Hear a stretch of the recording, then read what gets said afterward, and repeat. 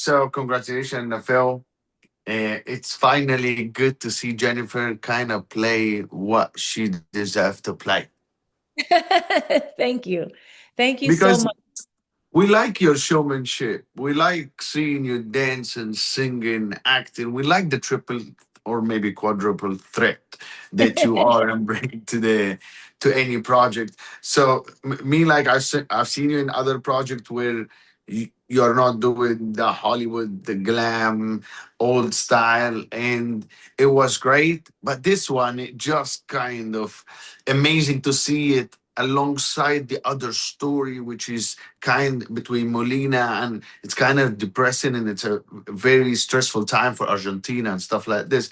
Tell me, as a leading Latina woman, how did that mean to you? And do you think the representation was done correctly in a film like this? You know, there's so many things I could talk about with you, Miko, right now about this film. I think it's a very timely film. I feel like this is a story that's been told many times. I feel that there's something to be said for how movies help us through the hardest times in our life.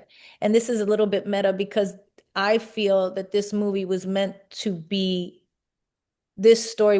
told again now in a time where people are being demonized and, kind of for their race, for their sexual preferences, for being queer, all of it, right? For being Hmm. Latino.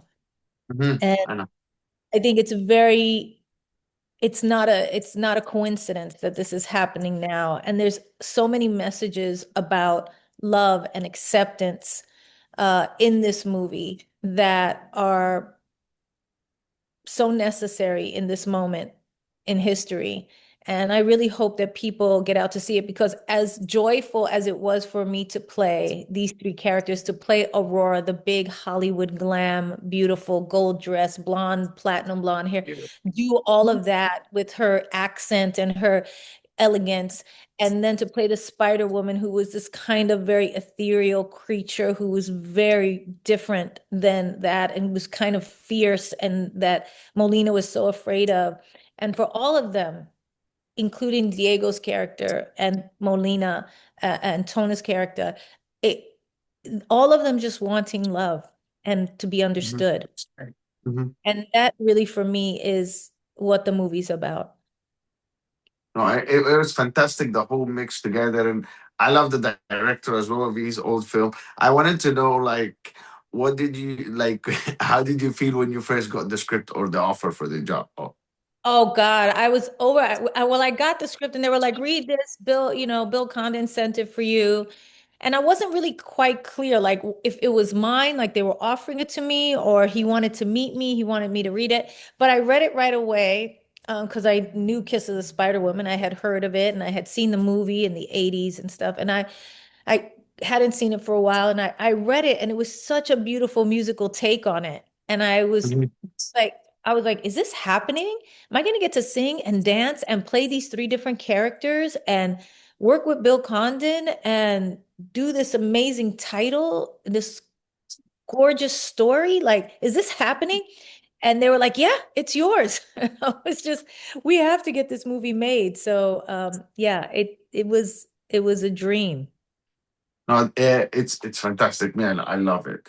But Thank I just wanted to ask, like, between this and Selena, what do you? What's the difference between this character and this character? And you so bringing it to life too. So very different, right? Because it's Selena. I played Selena when I was in my early 20s. I, there was some similarities between Selena and I, right? She was just at the cusp of making her first English album. She was, kind of like very family centric, Latino family in the United States. Even though I grew up in the Bronx and she grew up in Corpus Christi, there was similarities between us at that time. I think when I think of Kiss of the Spider Woman, it's such a different role. It's a woman who, you know, would rather dance alone until she finds the love of her dreams. And it's a very different woman at a different point in her life than where Selena, playing Selena, and where Selena was at that point in her life. So there's huge differences. And also there's three different characters here, right? There's Mhm. like Ingrid Mhm. Luna, the actual movie star that he's in love with, that Molina idolizes, who helps him escape his reality. Love it. Um, yes, it's so beautiful. That Where You Are number, I think, is such a beautiful on-screen musical theater number, like classic, but also new because it has that dark tinge to it with the prisoners at the end, and you remember that you're in a prison. There's so much about it that's really moving.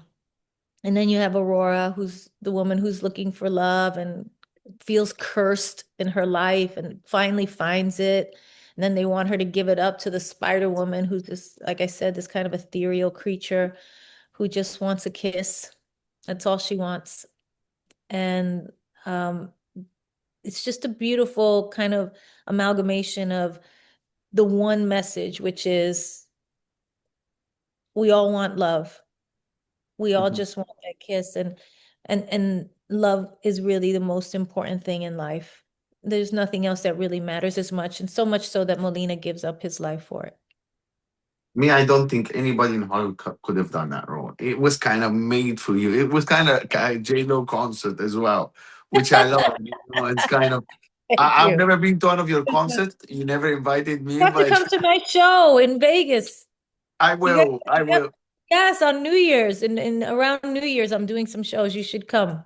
Come on, send me an Thank you, invite, and I promise you I'll Mico. be Everybody there. should come. Thank you, Maria, like Mico. take my That's all the invite. time we have. Thank you so much. Bye, Mico. Thank Appreciate you. you. Bye, Jay. Bye.